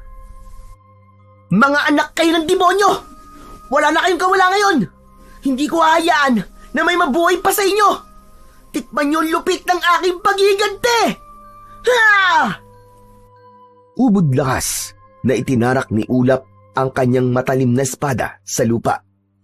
Sabay-sabay na napatalon ang mga aswang na bangkilan dahil sa malakas na epekto ng kanyang sandata sa katawan ng mga ito. Tumindi ang pag-iinit ng agimat ni Ulap na parabang nagbigay sa kanya ng karagdagang lakas at bilis. Sa pagwasiwas niya ng espada, lahat ay tinatamaan sa leeg at napupugot ang mga ulo nito. Habang si Lolo Pilo naman ay hawak ang kanyang medalyon. Itinapat yon sa lahat ng katawan ng mga aswang na napapatay ni Ulap. Kitang-kita ng lahat kung paano tinupok ng apoy ang katawan ng mga aswang na bangkilan. Sa isang iglap, nawala ang mga kalaban. Naiwan ay ang naaabong katawan ng mga ito na nagkalat sa lupa. Habang ang mga tao na nailigtas nila mula sa mga halimaw ay sobra ang pasasalamat sa kanilang mga nagawa. Sinubukan pa nga ng mga ito na bayaran sila. Subalit tumanggi ang maglolo. Nako, hindi na bale. Kahit wag nyo na kaming bayaran ng apo ko mga kasama. Masaya kaming makatulong sa inyo at nailigtas ang buhay ninyo. O papano? Magpapaalam na kami. Mag-iingat po kayong lahat. Lolo Pilo, mukhang iba po ang nararamdaman ko sa nangyayari ngayon. Parang isang babala po ito. Hindi po kaya? Babala? Abay, anong ibig mo sabihin, apo? Ngayon lang po nangyari ito, di ba, Lolo? Dati, paisa-isa lang po ang mga aswang na bangkilan na napapatay natin. Pero ngayon, higit na po sa 20 ang sumugod sa mga tao. Nangangahulugan po yon na isang paghamon. Ipinapakita nila kung gaano sila kalakas at kahandang pumatay ng mga tao. Kaya nga, Ulap, apo, sinasabi ko sa'yo nung nakaraang gabi na iba ang mga aswang na bangkilan. Mapanganib sila. Lalo pat kaya nilang gayahin ang ayunan lahat ng uri ng mga hayop. Lubha silang delikado, apo. Kaya kung hindi natin suot itong mga kapangyarihang agimat natin, mahihirapan tayong mahulaan kung aswang ba sila o hindi. Sa nakita ko sa'yo kanina, sa paraan mo ng paggamit ng espada, masasabi kong handang-handa ka na sa isang matinding labanan. Nakaramdam ng saya si Ulap sa sinabing yon ng kanyang Lolo Pilo. Isa munang malalim na buntong hininga ang pinakawalan niya, saka naglakad papalayo sa lugar na yon. Si Lolo Pilo naman ay isinukbit sa balikat ang dala nitong pana. Maya-maya pa ay narating nila ang kanilang bahay sa gitna ng kagubatan. Pagpasok nila sa loob ng kanilang bahay, ay agad silang nagpahinga. Hindi sila nag-usap ni Lolo Pilo dahil abala siya sa pag-iisip kung paano niya mahahanap ang kanyang ina. Hanggang ngayon ay umaasa pa rin siya na muli silang magtatagpo at magkakasama. Nang gabi rin na yon, ay hindi alam ni Lolo Pilo at Ulap na merong isang nakaligtas sa labanan na yon. Walang iba kundi si Arnulfo. Isinumbong nito kay Don Benito ang mga nalaman at isinalaysay ang mga nangyari, kung paano namatay ang mga kasama at kung ano ang kapangyarihang taglay ng maglolong manunugis. Ang mga lintik! Buhay pa pala maglulong yun. Kung ganun, buhay pa pala ang anak ni Sandra at siya ngayon ang pumapatay sa mga tauhan ko. Hindi ako makakapayag. Walang sino man ang makakatalo sa akin kahit may kapangyarihan pa sila. Kahit kailan talaga ang hayop na matandang yun kontra sa lahat ng mga ginagawa ko. Ihanda mo mga alagad ko, Arnulfo. Panahon na para magharap kami at sa pagkakataong ito, hindi ko nahahayaan na mabuhay pa sila. Dala ng labis na galit ni Don Benito. Nagbago kagad ang anyo nito. Biglang nagsaasong lobo na umalulong sa loob ng mansyon. Mapulang-mapula ang mga mata nito na tumitig sa bilog na buwan. Ano pa ang hinihintay mo, Arnulfo? Tipunin mo ang lahat ng mga alagad ko. Susugod tayo sa kanila. Ako naman ngayon ang aatake sa kanila. Umalis si Arnulfo sa harap ng aswang na si Don Benito sa pamamagitan ng pagpapalit nito ng anyo bilang isang ibon. Habang si Don Benito naman ay nagbago rin kagad ang itsura. Mula sa pagiging aswang na lobo, nagpalit ito ng anyo bilang isang paniki. Kasunod ng paglipad nito palabas sa bintana. Sa kabilang dako naman ng kagubatan, sa bahay ng maglolong manunugis, ay hindi na naaalis ang pag-iinit ng kanilang suot na kwintas. Sabay na napabalikwas pa ng bangon ang maglolo at nagkatamaan ng paningin. Hindi maaari ito. Humanda ka po. Nararamdaman ko na mayroong panganib na parating. Opo, Lolo Pilo.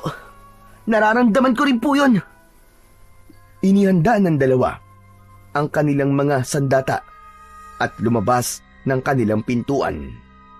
Sadya silang lumabas ng bahay at hinintay ang pagdating ng mga aswang. Pagkalipas ng kalahating minuto na paghihintay, mula sa impapawid, dumagsa ang laksalaksang mga ibon at paniki. Bumaba ang mga yon sa lupa, kasabay ng pagbabalik sa dati nitong anyo bilang isang tao. Nakahanay ang mga yon habang nakangisi at nakatingin sa kanila. Tignan mo nga naman ang pagkakataon. Hinahanap ko kayo, pero kusa kayong nagpakita. Kayo pala ang umuubos sa mga tauhan ko. Ang buong akala ko pa naman ay patay na kayo ng apo mo, Tandang Pilo. Pero iba ka rin. Iba talaga pag masamanda mo. Kung meron man na masamanda mo at dapat mamatay sa ating dalawa, ay ikaw yon, Benito. Hindi ko makakalimutan ang ginawa mo sa anak kong hayop ka. Sisiguraduhin ko na ngayon, mamamatay ka na sa aking mga kamay. Kaya simulan mo na magdasal sa dinodiyos mong kampo ng kadiliman, dahil dumating na ang gabi ng paghukom para sa'yo. Papatayin ko kayong lahat, kasama ng mga alagad mong demonyo. Mapatay niyo man ako, Sabihin na natin na mapatay niyo ko. Pero hindi pa rin sapat yun sa buhay na kinuha ko sa inyo. Wala na si Sandra. Pinatay ko na rin siya. Pinagsaluhan namin lahat ang katawan niya hanggang sa kahuli-hulihang hibla ng kanyang laman. Dahil sa mga narinig ni Ulap, bumugso ang labis na galit sa kanyang dibdib. Mabilis siyang sumugod sa mga kalaban, ni wala siyang pinalampas na pagkakataon para pugutan ng ulo ang lahat ng bangkilan na humarang sa kanya. Habang abala sa pakikipaglaban si Ulap, si Don Benito naman ay agad nang nakapagpalit ng anyo. Muli itong naging aswang na bangkilan. Saka malakas na sumigaw at inutusan ang mga tauhan na agad salubungin si Ulap. Muling nagsababoy ramo ang mga kalaban. At bago pa man makalapit ang bata sa nakatayong si Don Benito, ay nasalag ng isang aswang na bangkilan ang pagtama ng talim ng espada ni Ulap sa pinuno ng mga ito. Ngunit nakaganti siya rito ng sipa sa muka. Bumagsak ito ng pasadsad sa lupa. Sabay tarak niya ng espada, direkta, sa dibdib ng aswang. Nagkikikisay ang katawan nito habang nakabaon ang talim sa dibdib nito. Hindi pa nasiyahan si Ulap. Iwinasiwas niya ang kanyang espada at pinugutan ito ng ulo. Para sa ama ko! Para sa kanya! Ang kamatayan mong hayop ka! Hindi pa rin nagtapos. Pinagsasaksak ni Ulap ang katawan ng baboy ramo hanggang sa tuluyan na itong magkalasog-lasog. Si Lolo Pilu naman ay panayang pagpapakawala ng palaso sa ere. Pinuntirya ng matanda ang aswang na si Don Benito na umiiwas sa palaso habang tumatakbong papalapit kay Lolo Pilu. Nang makalapit ito sa matandang manunugis, ay nagpambuno ang dalawa. Bumagsak sa lupa si Lolo Pilu at nabitiwan ang hawak-hawak na pana. Akma na sanang sasaksakin ng kuko ng aswang ang matanda. Ngunit malakas naman na itinarak ni Ulap ang talim ng kanyang espada sa lupa. Tila nagkaroon ng malakas na hangin at pagyanig ang buong paligid na tila ba lumilindol. Kaya natumba ang mga kalaban, pati na rin ang pinuno ng mga aswang na si Don Benito. Ano pang hinihintay niyong lahat, mga gunggong? Sugurin niyo ang bata! Isang tambak kayong mga inutil! Patayin niyo siya!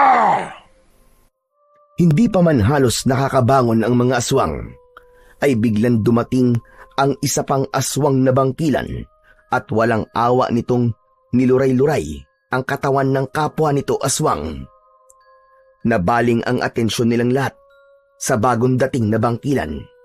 May pagtataka man sa isip ni Ulap, ay agad na rin siyang kumilos para harapin si Don Benito.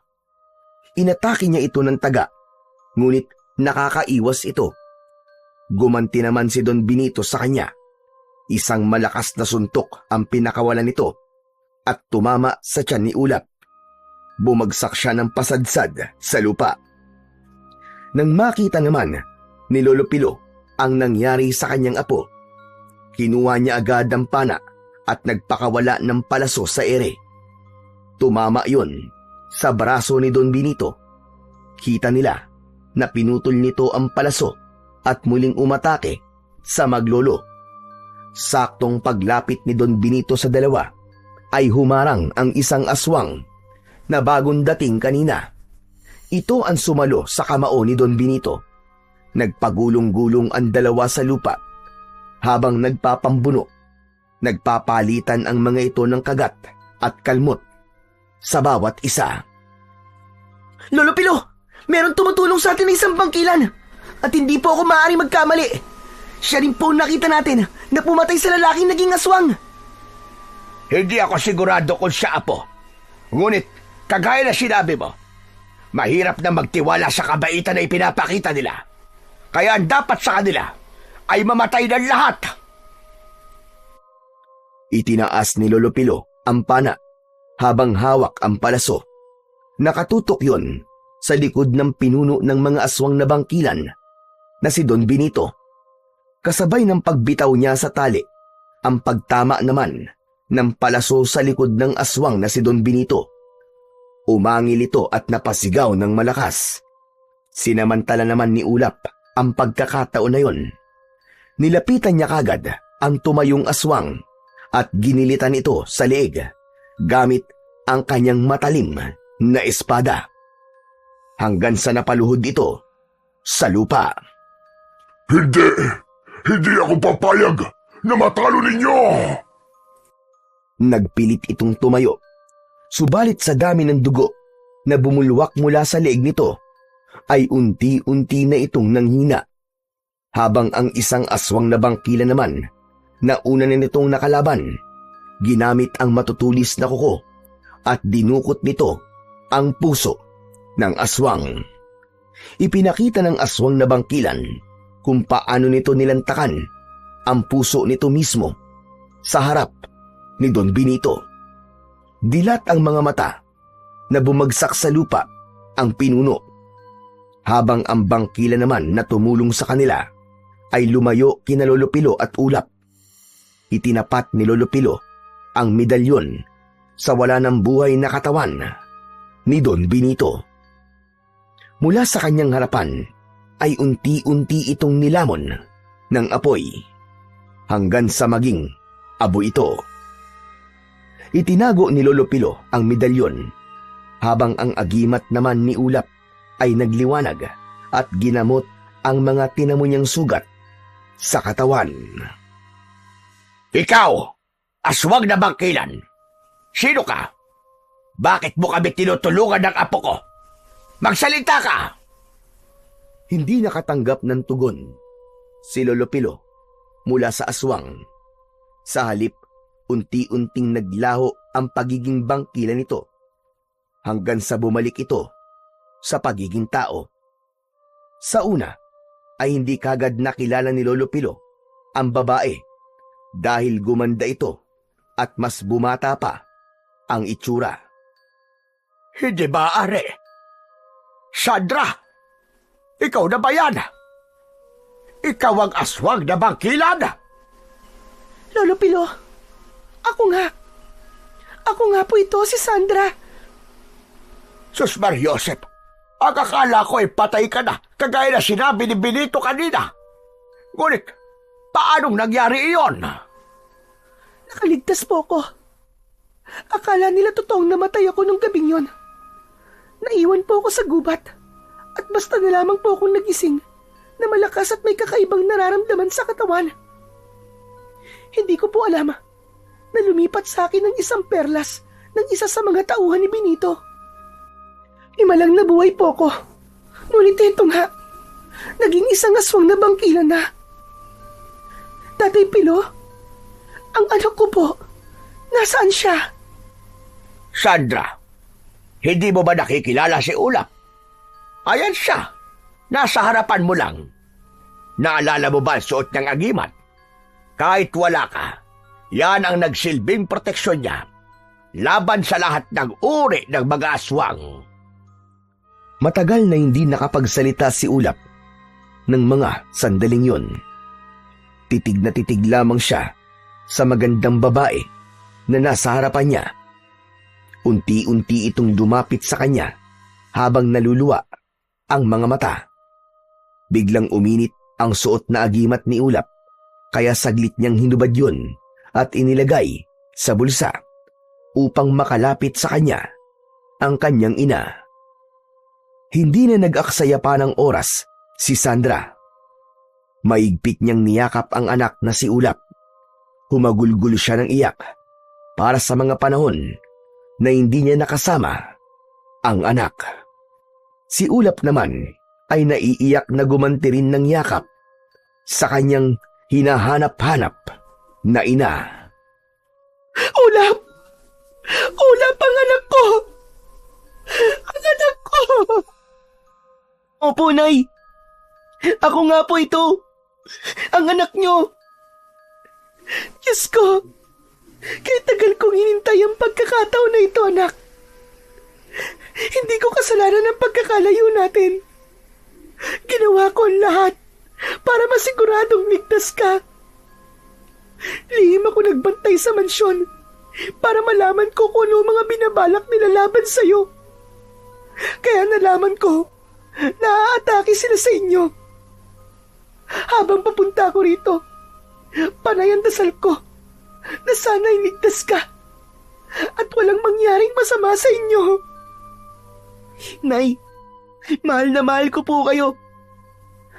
Matagal po ako nangulila sa inyo, Nay.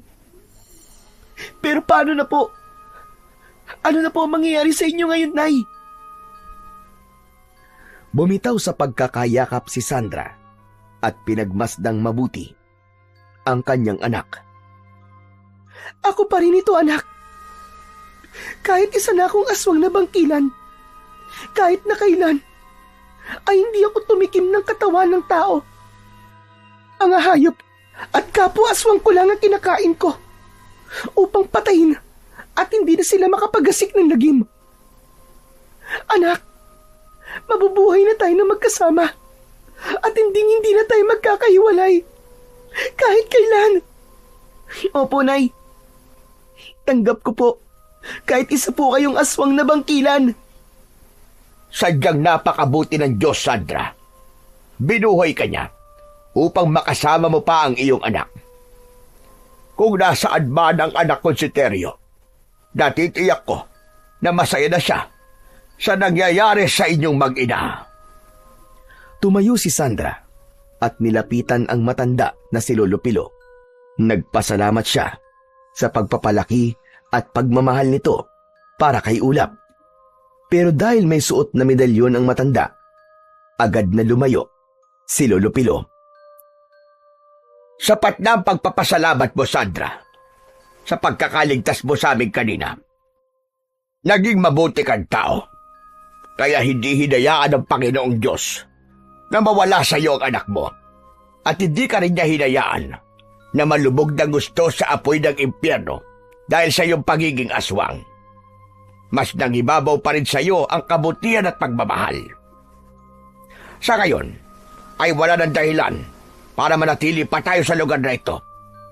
Lilisanin natin ang baryo at mamumuhay ng tahimik sa ibang lugar para makapagsimula ng panibagong buhay. Ako naman po, itatabi ko po muna ang agimat ko para makasama ko po si Nanay, Lolo Pilo. Hindi na tayo magiging manunugis ng aswang na bangkilan na po, sapagkat tuluyan na nating natalo ang mga alagad ni Benito. Kung meron man na bangkilan o mga aswang na manggugulo sa mga tao, si Sandra na ang makakalaban nila. Siyempre po, lalabanan ko po sila dahil ang paggawa ng kabutihan ay walang pinipiling anyo. Kahit isang aswang ay may karapatan pa rin naman na pumanig sa kabutihan dahil tayo po mismo ang pumipili sa ating landas na tatahakin. Masayang naglakad papalayo ang tatlo habang naiwan ang mga nagkalat na abo sa kagubatan. Muling naibalik ang lupain na kinamkam ni Don Benito sa mga tao at walang sino man ang nakakaalam sa kung ano ang totoong nangyari sa asenderong si Don Benito. Magmula rin ng gabing yon ay bumalik na ang katahimikan sa buong baryo. Si Sandra ay nag-alaga na lamang ng mga hayop na maaari niyang gawing pagkain sa oras na magugutom siya. Habang si Ulap naman ay nagpatuloy sa pag-aaral bilang isang mabuting bata na tagapagpatupad ng katahimikan sa kanilang paaralan. Samantalang si Lolo Pilo naman ay tuluyang namaalam sa medalyon. Isinaoli niya ang medalyon sa mahiwagang puno ng balete. Saka nagpasalamat bago umalis sa lugar na yon. Marami ang nabibiktima ng mga huwad na pagpapakita ng kabutihan sa tao. Iyon pala ay merong masamang hangarin sa kapwa. Subalit ang kayamanan, kapangyarihan at lupain na naipon sa lupa ay hindi kailanman madadala sa hukay. Kaya mas mabuting maging mayaman ka sa pananampalataya sa Panginoon kaysa ang mag-ipon ka ng yaman sa lupa. Dahil sa oras na singiling ka na sa kabayaran ng lahat ng naging kasalanang nagawa mo sa lupa, walang ibang makakatulong sa iyo kundi ang kabutihan at pananampalataya mo sa dakilang lumikha.